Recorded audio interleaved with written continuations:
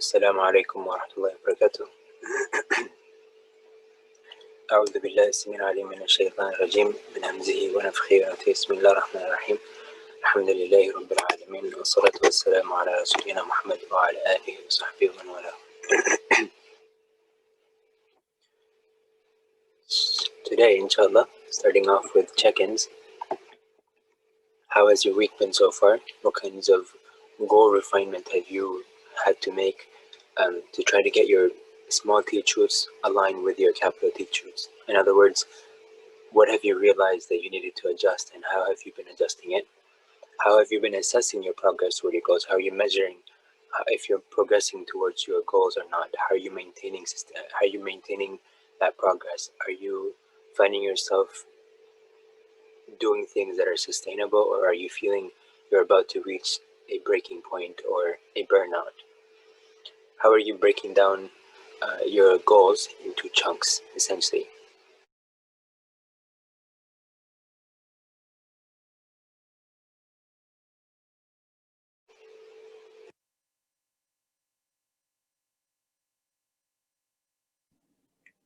So we are going to continue with step number 3. Quick reminder, step 0 is making sure you understand reality, or at least you're learning about reality, so you can continuously align your small T truth, your perceptions, your understandings, and things like that to whatever the reality actually looks like. A lot of times we get used to a particular narrative that we've sort of understood because of our experiences, because of our imaginations, because of what we've seen on TV, what we've heard in the news, what we've had discussions about, but it doesn't necessarily encompass reality. Reality is bigger than individuals, and it's also bigger than the human experience altogether, because there's a lot of things that we don't know about still. We also don't know about what's going on inside of our bodies completely. We do have a good understanding of generally what happens and stuff, how things work and things like that, but there's a lot more that's still being researched. For example, we understand a lot about how cancer progresses and things like that, but we are not able to yet figure out how to stop it and like reverse it, or prevent it from happening, period, and stuff, right?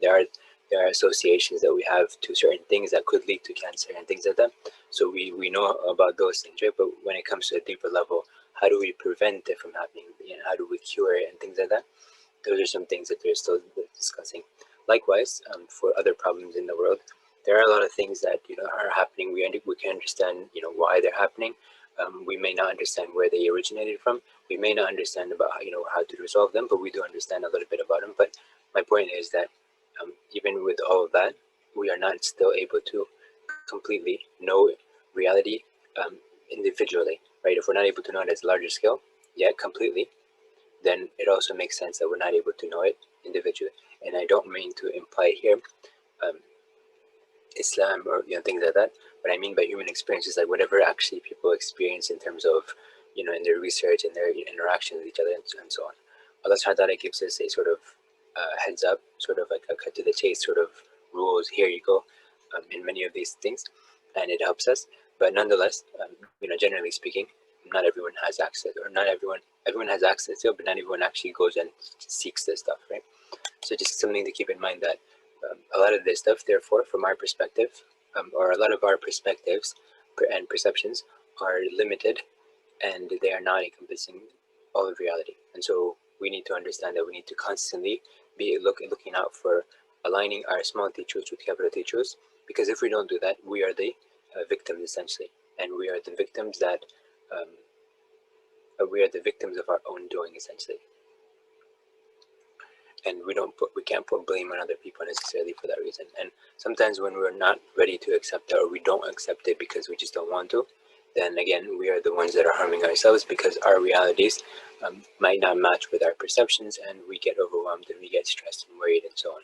So it's very important that we always constantly try to adjust our understandings to what reality actually looks like. And that's what we were talking about, plasticity of the mind. This is neuroplasticity, the ability to sort of like your brain to kind of adjust, but more importantly for us to actually understand that we can actually have control over this narrative. We can actually manually calibrate our brains, we can adjust them and so on, based on what we need and based on like what reality looks like. So we don't need to be on autopilot. We can actually intervene and say, wait, no, I don't think this is right, making you, and how your brain associates things and how connections are made. So you can intervene, you can cut connections that were there that you don't want to be there. You can help sort of build new connections by like knowing how the brain works and kind of like doing the things that are going to facilitate that.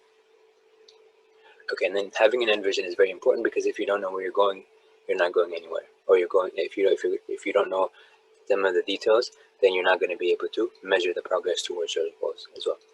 And so the next step was to figure out point A, right, which is where you currently stand. This could be how you got to where you got to. This could be how, or this would also include. I'm not trying to exclude the first step. You need to definitely know where you got to, and how you got there. But at the same time, you also need to know what's going on in your life, what's going on currently, what are things that you have available, what are the things that you don't have relative to point B, in terms of getting from point A to point B, right? Because it gives you a clear picture of what is left over that you need to do or have or acquire to go from point A to point B. Okay, and then in here you have to be very honest. You have to be very authentic here. Okay, and then the next step is breaking it down into goals or chunks, right? And then we're going to talk about more of like a detailed plan for success as we go forward for step 4. But step 3 is just kind of taking from A to B and breaking it down into chunks. Okay, so just a quick review. I'm repeating the same slides that I've done before, and my objective for this is to really implant this in your mind, kind of reinforce it so much that it just becomes sort of muscle memory, or just like automated stuff in your mind that you just it's sort of like innate to you. It becomes as if it's like second nature to you, right?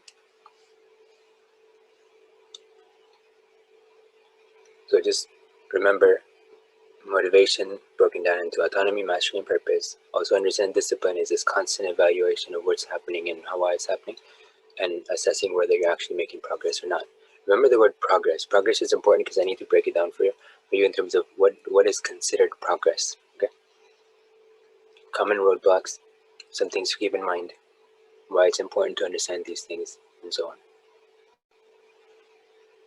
And how you can actually adjust these, because you have control over these things. Whatever your perception is, you have control over that, because you can change that perception. You can add new information. You can manually go and snip it, like the connections that are already there, break them down, disconnect them, put new connections in place, because you can do that by yourself as well. And a lot of people are not used to it, or they haven't practiced it, so it becomes as if for them, they perceive it, again, perception, right? That they perceive it as impossible. How in the world am I going to do this? How am I going to be able to do this or that and stuff, right? I'm so used to this, so like I've done this all my life and stuff, right? They're scared of, what can happen, what could happen.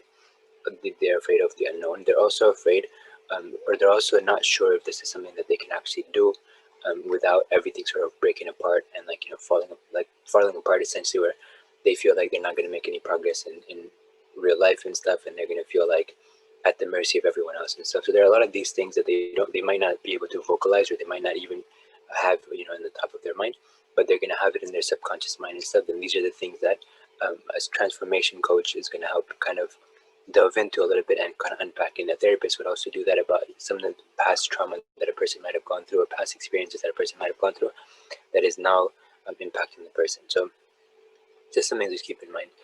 By the way, on this note of therapist, counselor, and coaching and stuff, so generally speaking, you go to a therapist to help you kind of figure out what are some things that are holding you, for lack of a better word, hostage from the past. What are experiences that you've gone through from trauma that is currently impacting you today, and it's impacting your thought processes and your behaviors and your perceptions of things and so on, right?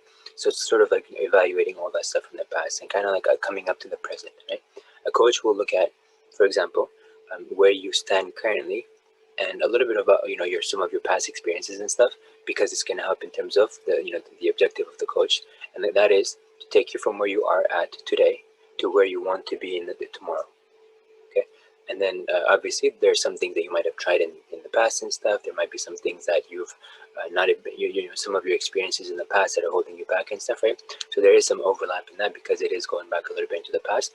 And the transformation coach, for example, is going to help you sort of unpack some of those things, unhook some of those anchors in the past and stuff, the negative memory anchors that we talked about, and kind of move forward now and say, like, okay, you've tried this in the past, it didn't work, but let's try it a different way, or let's try it, adjust it, into a new context, for example, or just try it again because you have a different context now. It's not the old context that you used to be in before.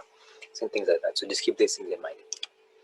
And it can also help you, inshallah, understand how you can go to different people for different services, inshallah, based on where you stand, what you feel is necessary, and what to expect in terms of expectations from both sides, and like for what you would have to be doing, what the coach and or therapist or counselor would be doing. Okay, so just a quick reminder again of some of the sources of our worldviews and why it's important to recognize these, because then we can also understand that these are not necessarily masters of reality.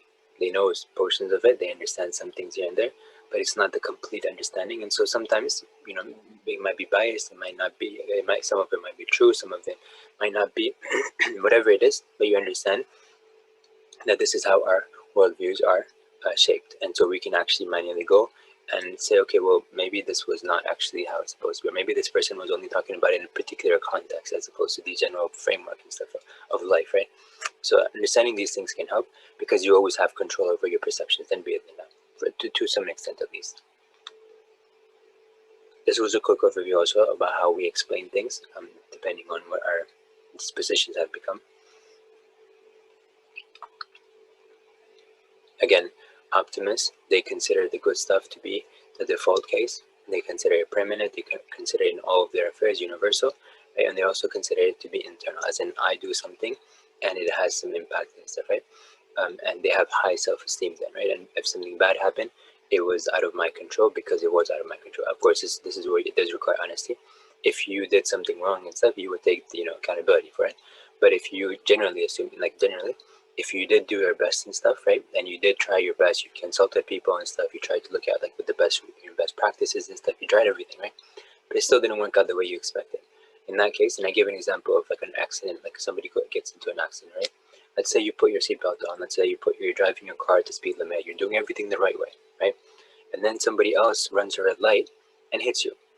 So in that case, you're not going to say I am the one that's at fault, or it's because of me, I'm a bad person, or Allah is punishing me, or things like that and stuff.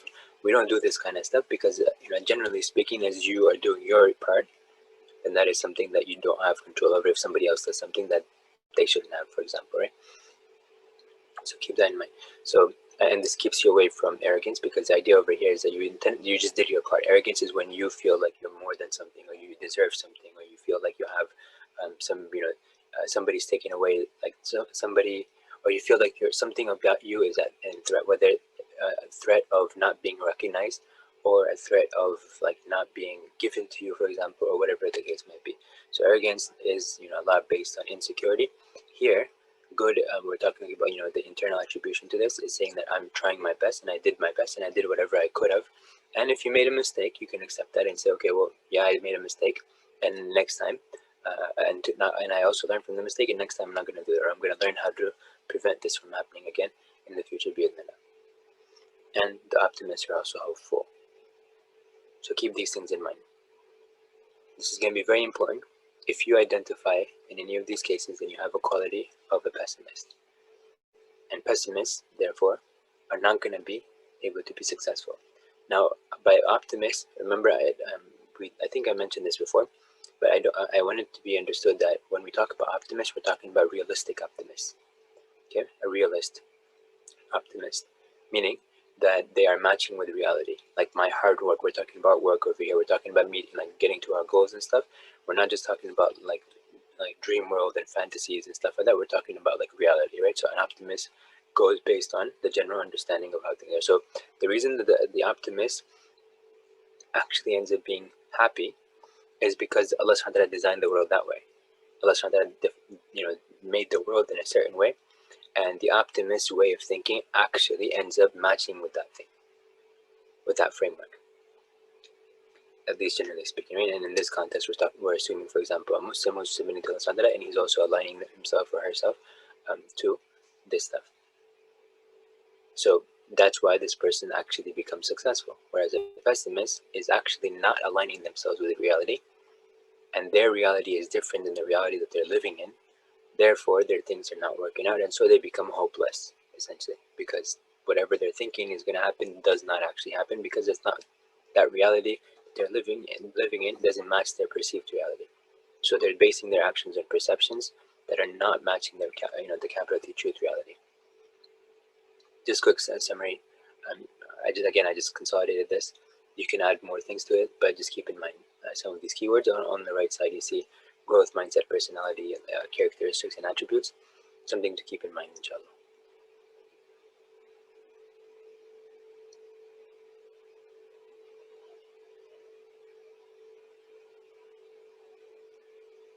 Okay, here's just a solution that I borrowed from this book right here.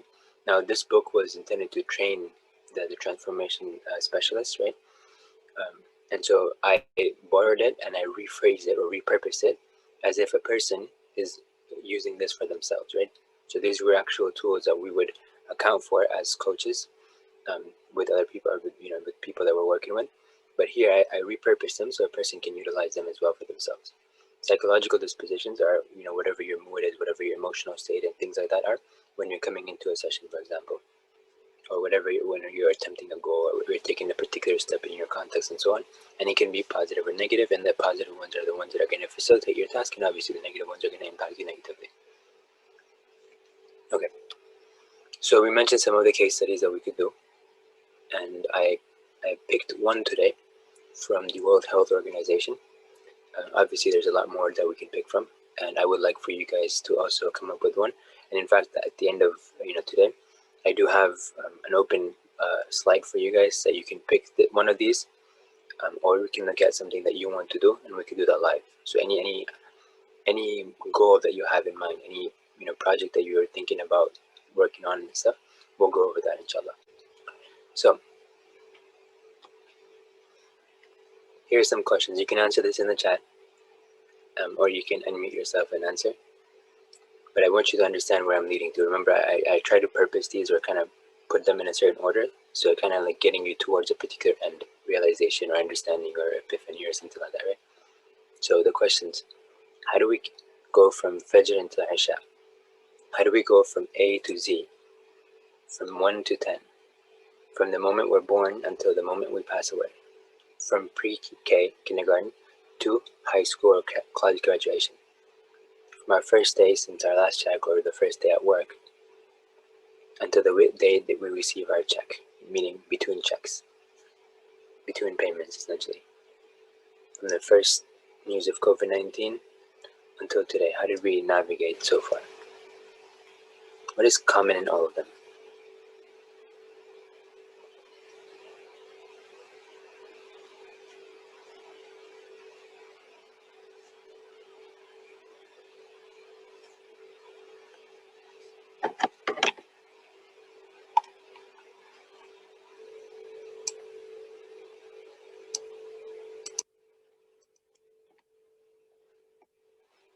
Okay, so one of the answers is we have steps for each one. Okay, so give some more detail. What are some of those steps? Like, okay, yeah, Fajr, Dhuhr, Asr, Maghrib, Isha. Okay, good. A, then B, then C, then D, then E, and all the way down to Z, right? From 1 to 10, you do 1, and then you go to 2, and then you go to the 3, and then you go to 4. But every time you're doing this, your brain is focusing on the one step that's coming up next. It has in the back of its mind where it wants to get to eventually, because it knows exactly where it needs to get to. It needs to get to Isha, or it needs to get to Z, or it needs to get to 10. So it knows how, like, it has an understanding of going towards a very particular end. However, it also takes it one step at a time. The next thing in line is, okay, this. Yes, our lives are a collection of seconds, minutes, hours, days, weeks, months, and years. Exactly. Yep. So if you look at, for example, the way that we're born, when we're born, and I said moments because some people don't live to a day, an entire day. I know somebody who had a child, and the parents were excited about it, but they also had this, an alert from their doctor that this person, their child, may not actually live long, right? This person was born, and a few hours later, I believe, the child passed away. So the father, in one of his posts, he mentioned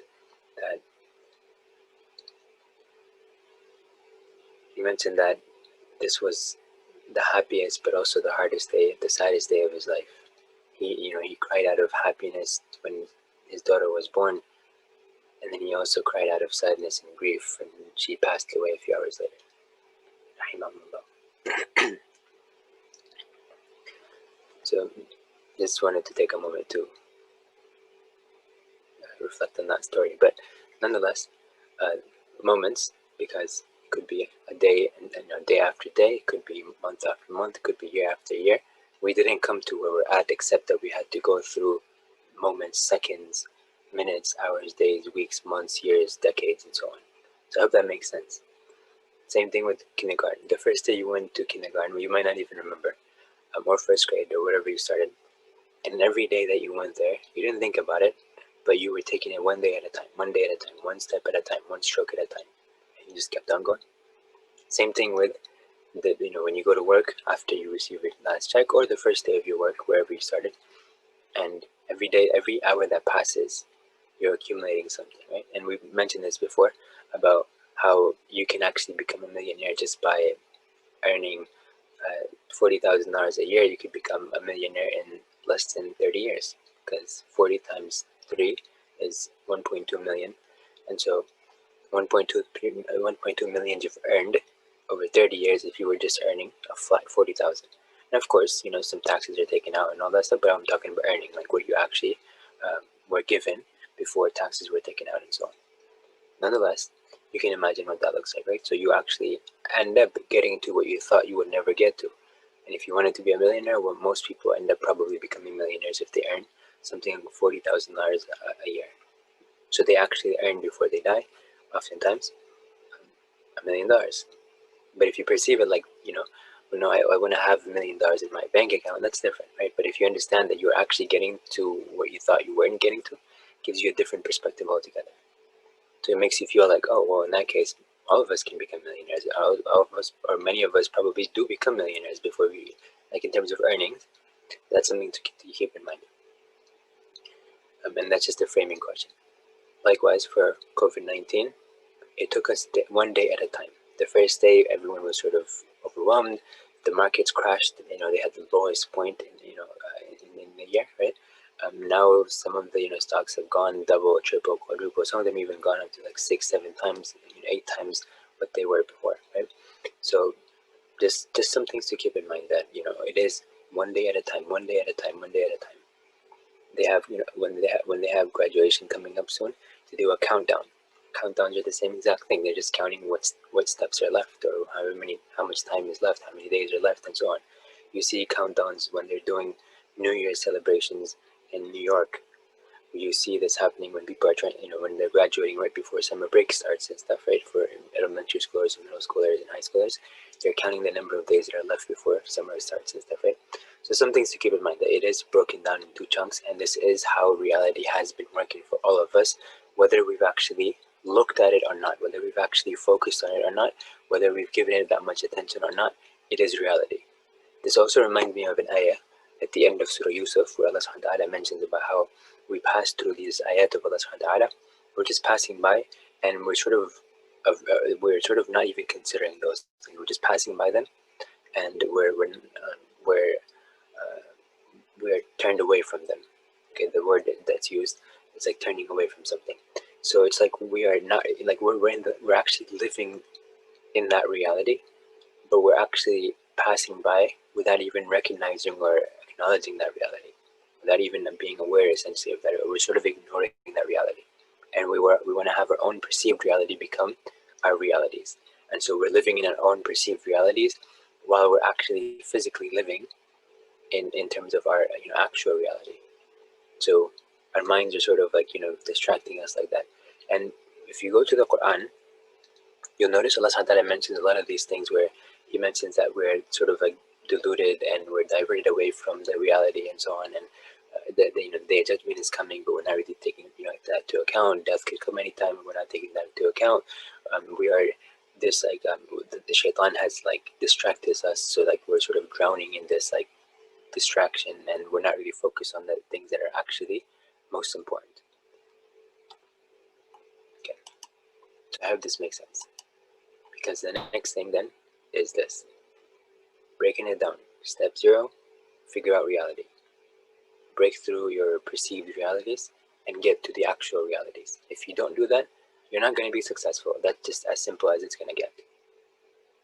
You might think that you got successful, but you didn't get successful because that's not reality. Okay? I have to say it very straightforward, because this impacts you, and if it impacts how you progress forward or you don't progress forward. Step 1, know your end vision. Be very clear on that. Step 2, where do you stand? How did you get there?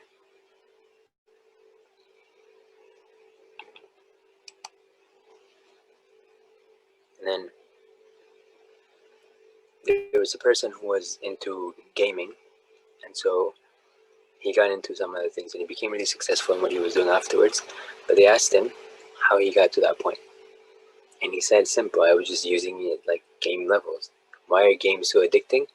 Because there's these levels you have to keep passing.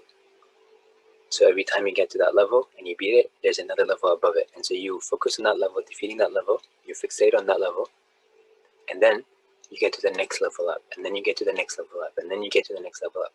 Khan Academy, maybe some of the parents may have noticed this, actually started doing something like that too for their learning platform. They would give these like points that you would get, and they would give you these badges of progress and stuff, and persistence and so on. They would also do a lot of these things where you would level up, and then you could they had these like little like avatars that you could these could evolve based on the number of points you've gotten and stuff, right? And so the idea was to keep kids sort of into this thing where they just keep working and they keep working and they keep getting it, keep at it, and then the points that they get help them unlock the next level up of their avatar, essentially, right? So it's like a game sort of, where it was also learning, right? Actually, a lot of researchers are actually exploring this particular concept of how to get people into learning processes and so on by just using it, by designing educational platforms and systems to in a way that actually encourages students to continue in the process of learning, as opposed to the end outcomes, to be more focused on the process of it, so they can actually continue enjoying learning and actually keep learning all their life. So go from point A to B, figure out your figure out your steps. Here, from level A to B, let's consider that map. Let's consider a big map. Let's put point A and point B from the starting to the ending position. Now, let's take that. Let's take the path from A to B and break it down into increments. Let's consider that.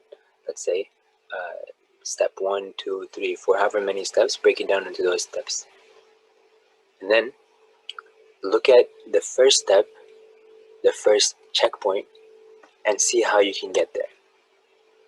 When you do that, that could be a 15-minute thing. That could be a stroke at a time if you're swimming. And I got this from somewhere. There was one person who swam across a huge a river, and they asked him, how did he do it? How could he have done something like this that was so far away? It's freezing cold water and stuff, and it was like everything, right? And he said, I just did it one stroke at a time. It's like stroke, stroke, breathe, stroke, stroke, breathe. That's all he was focusing on. So he would stroke, stroke, breathe. When he completed that cycle, he would focus on the next stroke, stroke, breathe cycle. And when he finishes that cycle, he focused on the next stroke, stroke, breathe cycle. And he kept doing this and doing this and doing this until he found himself at the end. When we look at the end goal, we forget the process itself, and we get overwhelmed, and we worry about trying this and not actually getting there, as soon as we want to.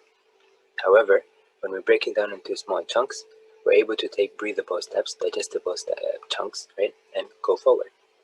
There was another person who finished something. I think it was like the equivalent of it was like many marathons put together, right? And he just went through all of it, right?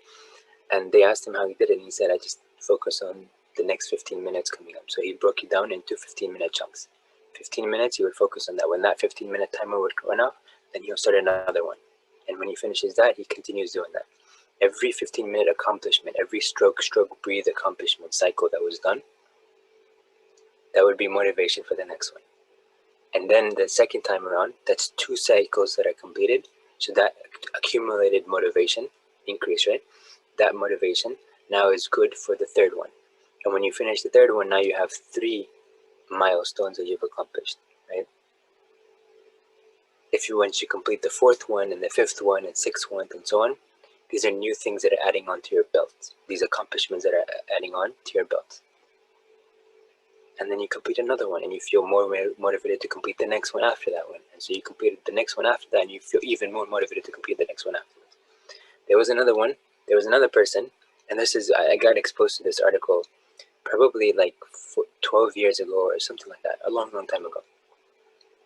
And this article somebody shared with me, and this was about a person who had been running on a treadmill for a while, and he broke some records doing this and stuff, right? So they asked him how he did it and stuff, right? And so he considered, he said that the reason he has that kind of motivation is because he considers little things also to be goals that he achieved, like a check mark on a to-do list. You can think of it like that. So tying your shoelaces is something that you needed to get done and you got done. And so it's just like mental check on the list. Okay, I got my shoelaces tied. And that gives you motivation to do the next thing above it. And it becomes like a snowball effect. The more things that you achieve, the more things you're able to do, the bigger the goals you can accomplish as a result, right? The next step could be even bigger than the one you just took, but it helps you feel like you can do it because of the fact that you have 2 things that you've already done that fuel the combined a lot of motivation that's sufficient to get you to the next bigger step. For example, if you are doing it, if you're incrementally increasing the size of your steps as well. Okay, so with that, here's something that I want to share really quick. So read this really quickly. This is the objective.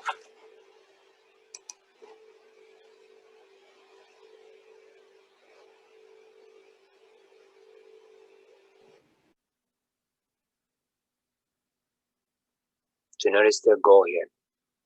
And they know why, because they know certain assessments that they've done. And they've recognized this about where they stand currently. And some of the things that they have in mind in terms of goals and objectives and stuff. Okay, so with that, I'll show you something really quick right here. So they broke it down into 10 steps, or 10 things that they want to address. Let me see if I can change the size.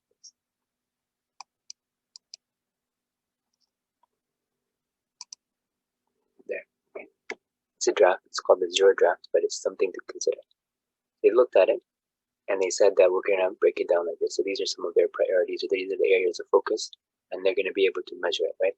So let's look at step 1, or this particular specific area that they're going to focus on. Here are some of the things that they're going to do to make sure they get to the accomplishment of this thing right here. In step 1, or this area 1 that they're going to be focusing on, these are some of these specific actions that they're going to take. So they're breaking it down into chunks so that they can understand if they're actually making progress or not. Okay. And here are some deliverables that are going to indicate whether they're actually making progress or not as well. These are the steps towards achieving those specific goals underneath that one big area, one mile marker essentially. These are some deliverables. If you've done any kind of project management training, whether it's PMP, whether it's other aspects of it, for example, Agile or whatever else you might be doing, if you're doing this process flow with Six Sigma and Lean and so on, then you're going to have some of this understanding as well. So it's coming from there. Or it's not coming from there, but it's like the same kind of process management essentially.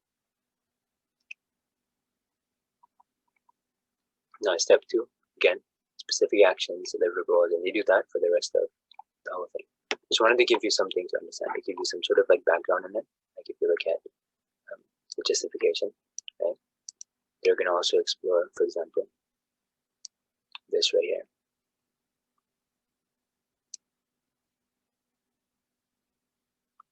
And they're going to go from there.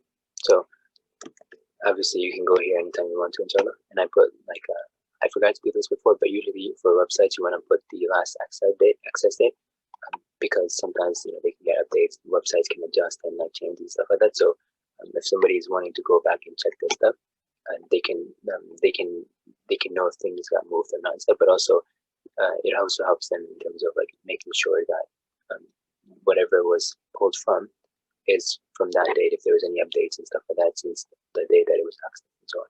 And also, if they can't find it, then they can go to this depository of internet sites where they have some history of different websites over the course of the year. So they're like of the course of like time, pretty much, right? There are some websites where there are internet depositories essentially of web pages that have ever been on the internet and stuff. So let's just keep that in mind. Okay. Now, before we conclude, I want to give you guys an opportunity to pick something that you would like to have broken down, and we'll go into that. And inshallah, next time we're going to go into more details and like more other things that people are doing, and some things that you can also learn from as some strategies that could benefit you in your steps toward your goals, inshallah. But for now, let's see if you have any goals or any like particular things that you want to get achieved, and then we can break down in terms of how, for example, I would break it down into steps, and I'll get some of your feedback to kind of see like how we can come together with for a particular breaking down of big steps. So kind of like discussing a particular thing that you have in mind, focusing on reality, focusing on step 1, 2, and then looking at step 3 and how we can chunk it. So anything that you want, we can look into that. We can do, what is it? Yeah, from here. We can pick something from here. Or you can come up with something on your own. So if you have anything now, we can explore that. If you don't have anything, we'll do this next time. So this is up to you. Can you go back to that list?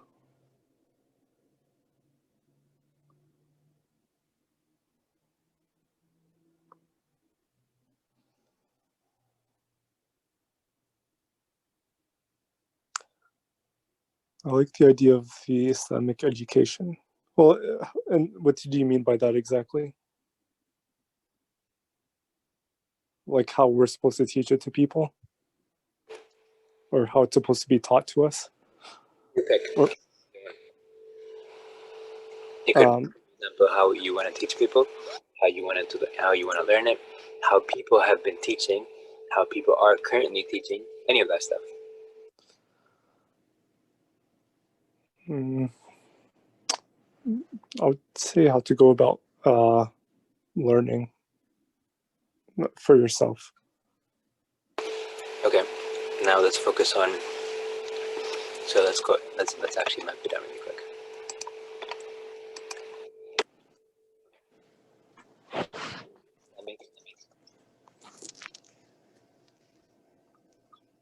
How do you spell acquisition?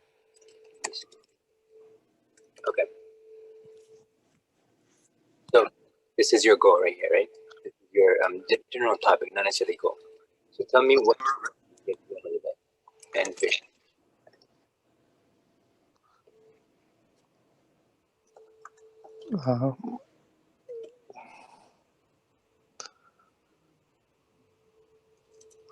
Like I don't know what an envision for this would be, because there's really not. You can't reach like an end to it. You're right, but there is an objective behind you trying to learn Deen, right? Are you learning for the sake of learning, or are you learning because you want to get closer to Allah subhanahu wa ta'ala, for example, in a specific way? Yeah, to get closer to Allah, and not have like not have a single doubt in your brain or your mind or your heart, and to be able to like teach it to like your kids and stuff in a proper way. I know that's like a bunch of different things, but like I'm just thinking about for myself.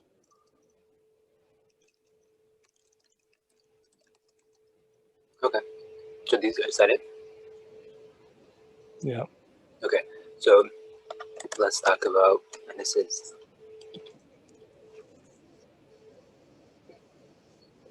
now naturally, something like this would be done in a lot more detail as we go forward. Or if you're doing like one-on-one with a coach, for example, you break it down into like you actually go into more details and stuff. For the sake of the presentation, I'm going to be summarizing it a lot. Okay. Okay. So let's go with current assessment.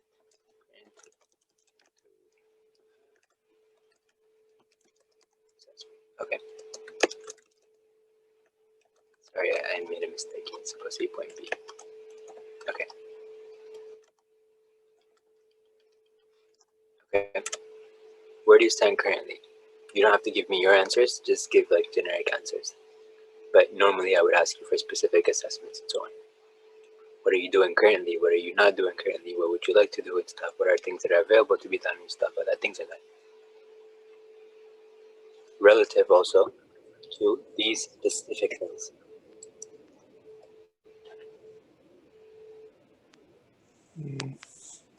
Hard to say because it's kind of like all over the place. Okay, that's fine. That's fine. You can come up with a typical person, for example, that or typical or something that you think other people might be doing. Let's say, and we can come according to that. Okay, like the average Muslim, they're probably listening to like a lecture here and there, but not about like maybe not going down the line all in one subject. And you know, like maybe they'll listen to one lecture about the Day of Judgment and then another one about the tafsir of a surah, you know, just all over the place. And then maybe they're also like reading a book about Sahaba or something. And maybe they're also like learning Quran, like memorization and some tajweed. And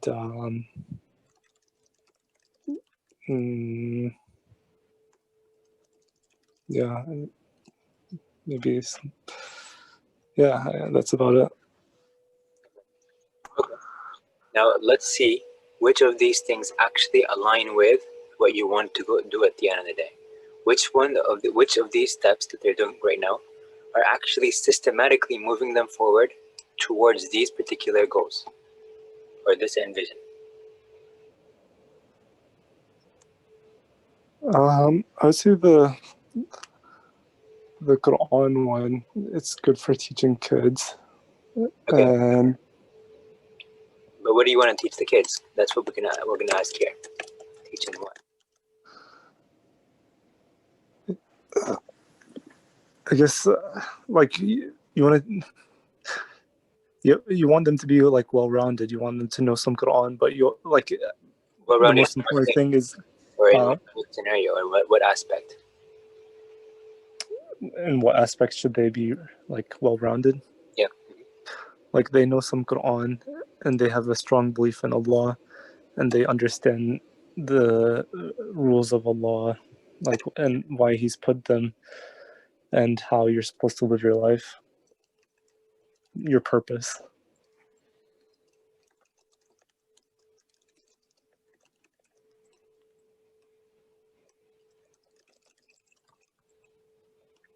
Okay. And Now, which of these things actually get them closer to these end attributes of this vision?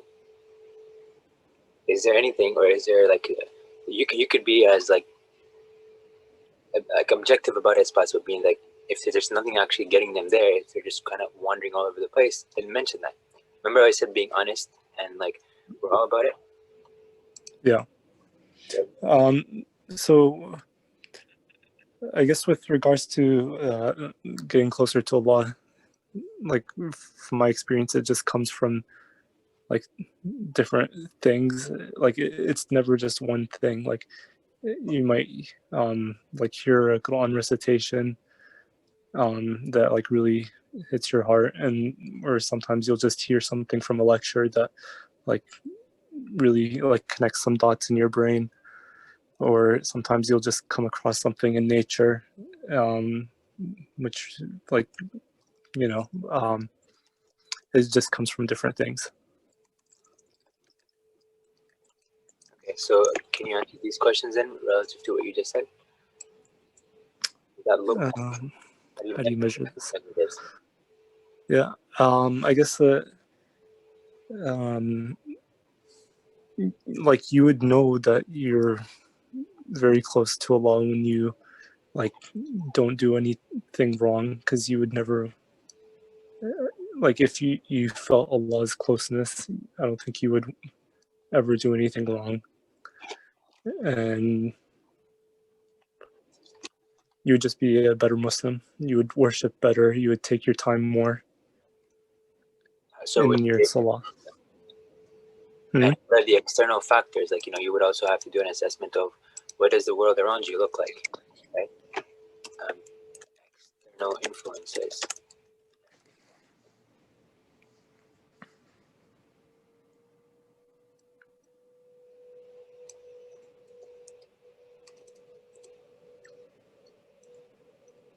Does that make sense? Like what do you mean? Can you give me an example of an external factor? Like it was things that are distracting me from Allah. So, what are some things that would, for example, impact you, like when you are at work, for example, and you're not thinking about Allah subhanahu wa ta'ala, or are you thinking about Allah subhanahu wa ta'ala? When you are with your friends and you're just hanging out, for example, what are you talking about? Is that something that Allah subhanahu wa ta'ala is like wanting you to talk about? Is that something that you're gonna get good deeds for? Is that something that's bringing you closer to Allah subhanahu wa ta'ala? Or is it just random stuff and stuff, right? If you are watching TV or, for example, movies, or you're like on social media and the stuff that happens there and stuff, and like whatever, like the negative influences I'm specifically referring to here, um, those kinds of things. But there's also positive influences naturally, in many of these things.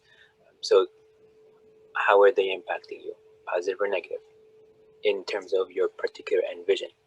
I'm trying to get towards something, and I want to mention this, but I want to kind of have you sort of pick it out first before I actually mention it. Yeah, like friends and music and games and movies and stuff. Yeah, I'm getting that from the chat.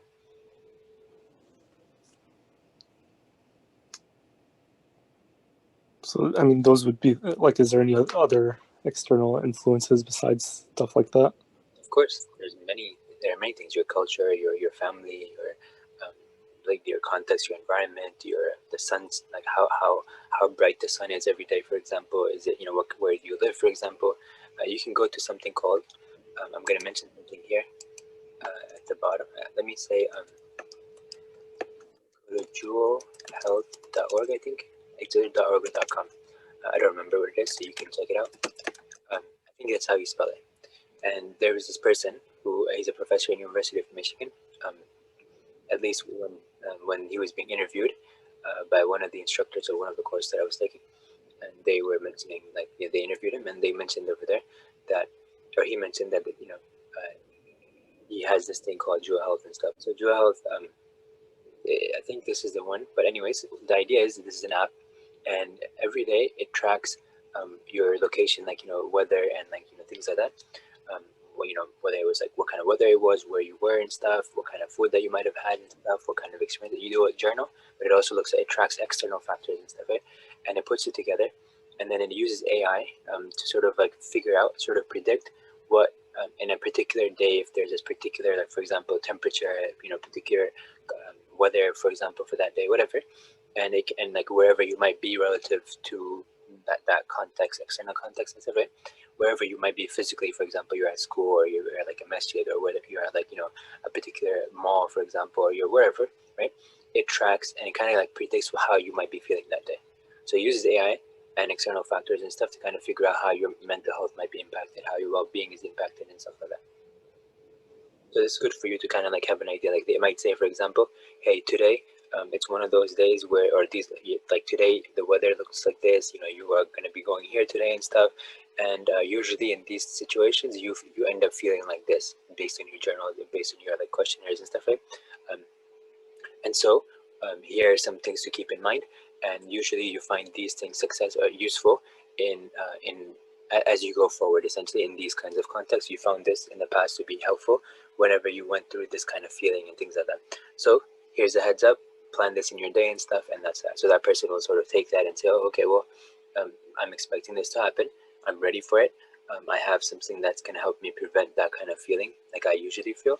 And then you can use that to like optimize your daily experiences and stuff, essentially. Just something to keep in mind. Like I just wanted to, but yeah, it could be many, many different things. You mentioned also media, health, mood, job, people around you and their attitudes. Yeah. And there's another mention here, kumano.com. Okay, so let me mention that here. I don't know what that is. I'll check it out, inshallah. But it looks like it could be something similar to this. Kumano.com. Okay. I'll check it out too, and anybody else can check it out too, inshallah.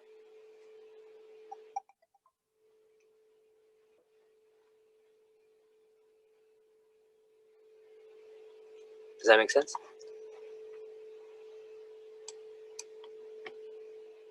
Now the matter would be, and I know I'm rushing it, but now based on that, you'll say, okay, here's where I currently stand. Maybe it's all jumbled up, and maybe it's not clear and stuff. To here's where I want to get to, right? So now one of the things that we've identified, right? Some things we've identified is sort. Actually, let's go with this. Determine, optimize,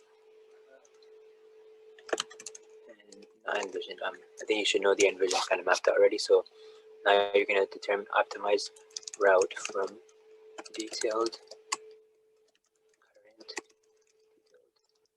point A to detailed point B. What that means is actually figure out what, for example, you might need to take a course. What does that look like? Like a parenting course, for example, Islamic parenting course. Maybe also Islamic and non-Islamic, meaning just like parenting strategies and stuff, right? Parenting strategies. You can talk about, for example, understanding external influences.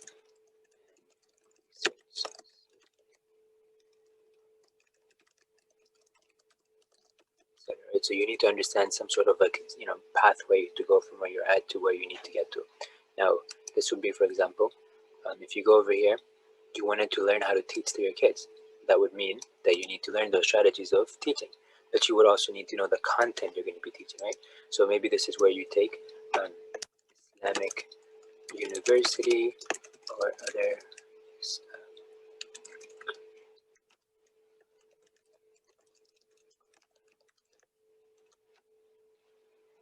so Islamic University, you can attend many of the Islamic universities, and you can proceed like that. You can also go through like seminaries. These might be like more like shorter terms, or like certificate based, for example.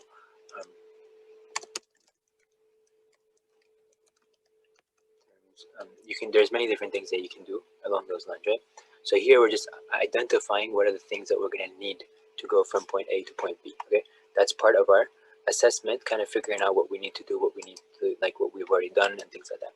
So another thing that you mentioned over here was obviously things were randomized over here. Now you have a systematic A to Z sort of like flow that you're going to get when you attend these courses, parenting, like Islamic courses and non-Islamic courses in terms of strategies and stuff, but also Islamic content, right?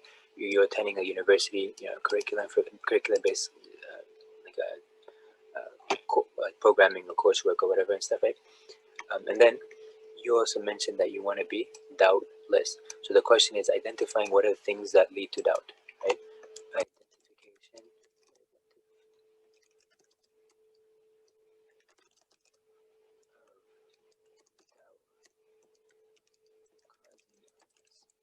Okay. And certainty established.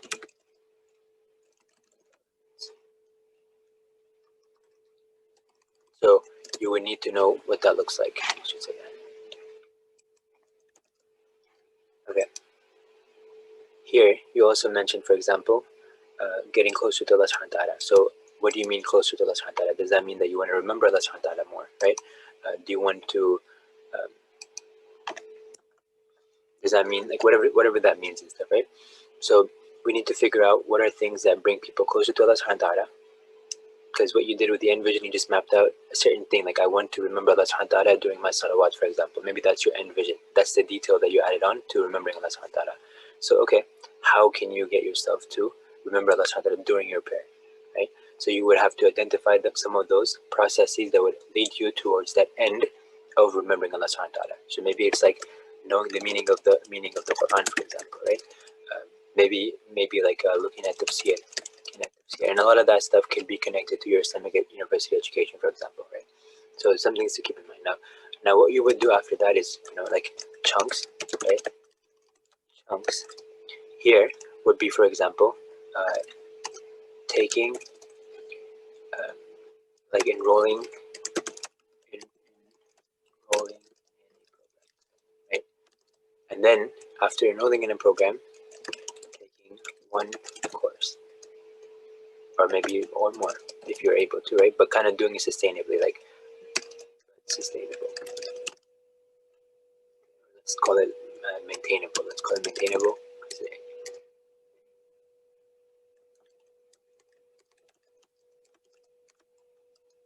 And then another thing after that would be, for example, so that's like in one of the things that you're doing. That could be that. Another one could be, for example, um, another for this could be for your parenting course, or it could be Islamic University. For the like identification of doubt causing elements, I would break it down into chunks. For example, reaching out to experts, right? Let's say in this case, you can go to like Yaqeen Institute and see what are they coming up with research institute. I would probably also go to, um, I think it's called ISPU, and then I would also probably go to, I think Dalia, this is Dalia Mujahid, I think is the one behind ISPU. But you can also go to like various like Muslim researchers. I think there's a few people there. There's Dr. Samira Ahmed. I think Samira Ahmed. She is one of the people that's also doing a lot of research in this area. So you can go to Muslim experts, right? You can go to imams councils, like Amjad, for example, is having. They were gonna have a conference for youth going through like struggles and doubts and stuff like that, and they were gonna address that this year, like this in February, I believe it was, or something like that, March or February, something like that. But because of COVID-19, it got delayed all the way to December, like I think September or October, something like that. And then it was then delayed again to next year, right? So that's exactly what they were focusing on. So you can go to Imam councils. AMJA is the Assembly of Muslim Jurists of America, and they do an imams conference, right? And so the imams from like around the country, they come there once a year and they have like this discussion and updates and things like that about things that are like bothering people and stuff. You can also call AMJA. They have a hotline, and you can ask them some of the information like this and stuff, what's happening and stuff. So these are some things that you could do. You can also go to Al Maghrib, because Al Maghrib Institute, for example, Institute.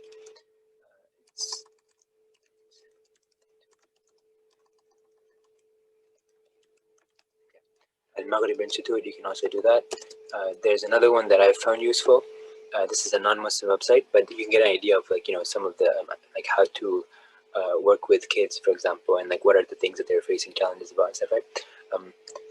You can go to Pew and Gallup. They have research on like what's happening in different areas and stuff. You'll probably need somebody to kind of explain the statistics to you if you don't have some background in psychology or statistics and so on. You can also go to AHA Parenting. AHA Parenting. I found some of their strategies and stuff, or like some of the discussions that Dr. Laura Markham has to be useful. So you can go there. There is another lady, Susan Stefferman, and she has parenting without power struggles. That's another thing that you could do in terms of parenting, but also in terms of like understanding like what's the environment looking like outside. She also has podcasts with a lot of people that are focusing on various needs of the kids and stuff, including, for example, technology and youth, like raising children and with technology and how to balance things and stuff and so on. So she has a lot of podcasts with other people coming in as well, in addition to courses that she does separately and stuff like that. So some things to look at, for example. Okay.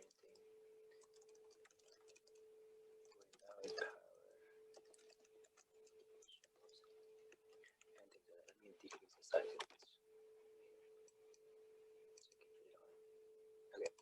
So that would be that. So in chunks, I would start by taking one. I would enroll in a university, for example, or like a certificate program, and then I would get started. And that would be one step going towards the end goal. Because once I get that certification, obviously here you're gonna have to I should probably put this right here. Enrolling in a course, taking it. So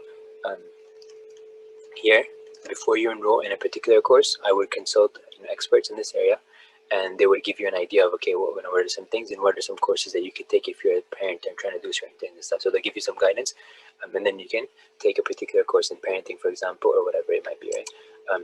You can do online. AMJA, some of their instructors teach at a university called Mishkah. So Mishkah University is one. There's another university that was started by Dr. Bilal Phillips, and this is originally called Islamic Online University, but now it's called International Open University. And they have, obviously they have accreditation and stuff like that, so they're accredited, so you can actually get like a bachelor's and master's and stuff from them. So and it'll be it's accredited, so you can use that elsewhere too. So that's another thing you could take. Al Maghrib has some courses that they have. If you can look at their curriculum, they actually have specific. There's an outline of their programs and how they go from one to the next and to the next and stuff, right? You can look at that. There's other ones. I know Abu Talib, for example, is working with some people, through mass. So that's it. They have like a seminary. There's other people that that do different things, but again, it would be based on what you want to do.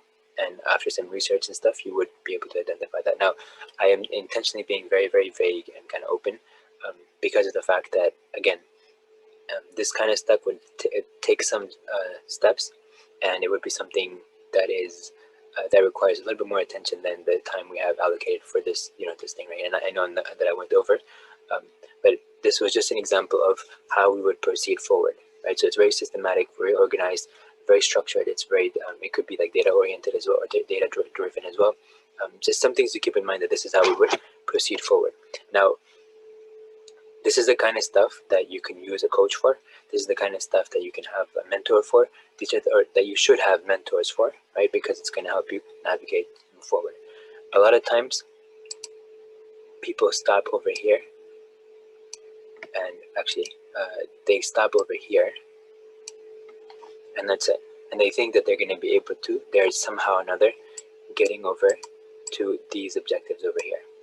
But the reality doesn't look like that, right? So even if you're taking these random lectures and you're telling your kids to take these random lectures and to listen to them or attend these, these Sunday schools or whatever and stuff, or memorize Quran, you have a sheikh that you hired and stuff, and he's like teaching your kids Quran and learning tajweed and stuff like that. But that doesn't actually get them to address these issues right here, right?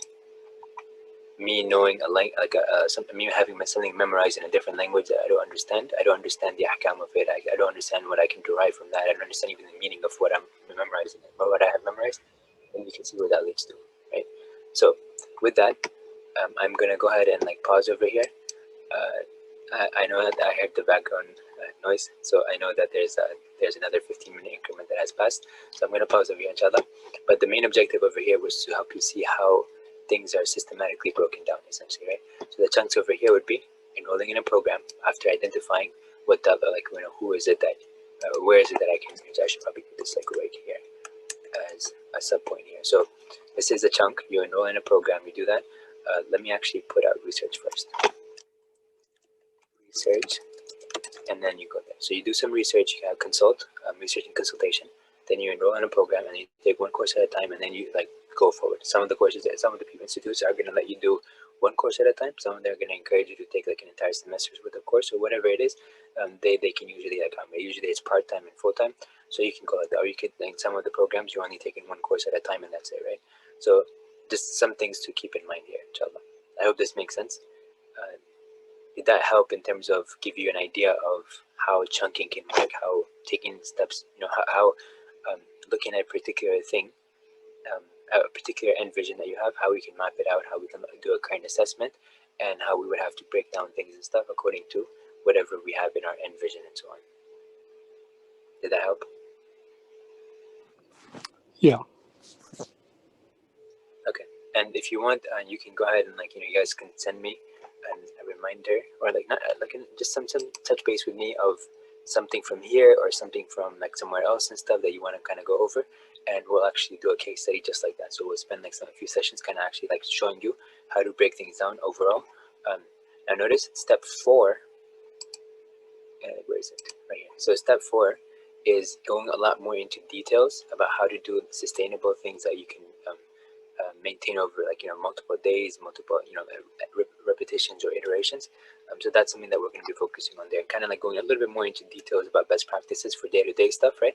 But right now we're just taking the big A to B, the going from beginning to end. We're chunking it into pieces and stuff. How do we chunk it, right? So here I just chunked it into just generic basic steps. Now I would put a deadline over here. I would say, for example, in terms of research, this is preliminary research, right? Before you enroll in a particular program. So this is the objective here is to be able to enroll in a program if that's that's what the best course of action is.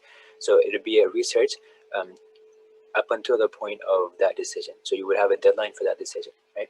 And I would come up with a deadline within a week or two, not a week, maybe maybe like 1 or 2 weeks and stuff, because it's definitely doable in that time period. And that's it. And then you make a decision, you move forward, and you do an assessment. Is this, after the program, after you enroll in a program, you take a course, is it actually progressing me towards point B, right? Or am I still sort of like unsure where I'm at and stuff, right? So you would do an assessment that, your assessments are going to be happening all the time, and you're going to figure out if it's actually getting you closer to your end vision, right? Is it something that's actually getting you there? Now, one thing to keep in mind is that whatever steps you take, your progress is based on what what you're doing that's actually bringing you closer to your goals. Anything else, even if you're busy doing things, it does not count as progress. Progress is going from point A to point B. Progress is not busyness. If you're busy and you're spending a lot of time and you're so focused on a lot of these things, a lot of things that you're doing and stuff, right? You're listening to lectures all day and night and stuff, whatever. That's not progress necessarily, right? Progress is actually taking steps from A to B as systematically and as strategically and straightforward as possible, without going like all over the place and stuff. And just because you're moving doesn't mean you're actually moving from point A to point B. In geometry, the shortest distance between point A and point B is a straight line. Just because you're moving, just because you're doing things, does not mean you're doing the right things. Right things versus doing things, right? They're two different concepts. Sometimes they can have an overlap, but many times they don't have an overlap. So you got to make sure that whatever you're doing is actually the right stuff to do. Okay. So with that, inshallah, I'm going to go ahead and close.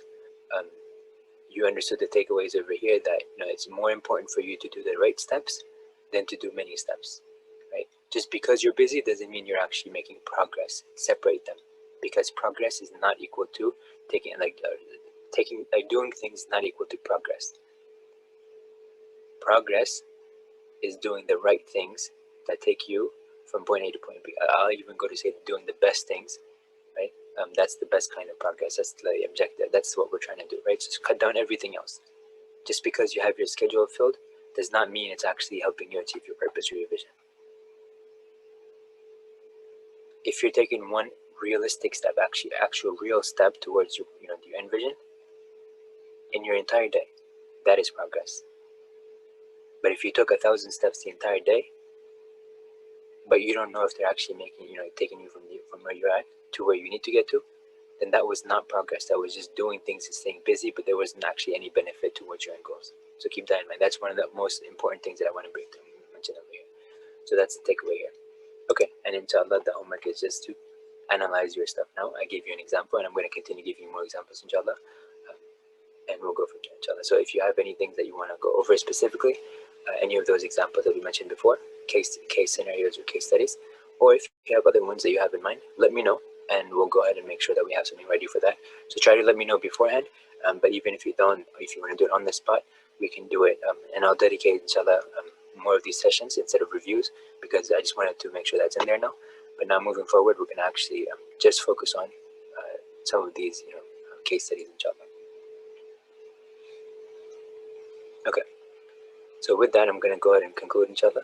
سبحانك اللهم وبحمدك أشهد أن لا إله إلا أنت أستغفرك وأتوب إليك جزاكم الله خيرا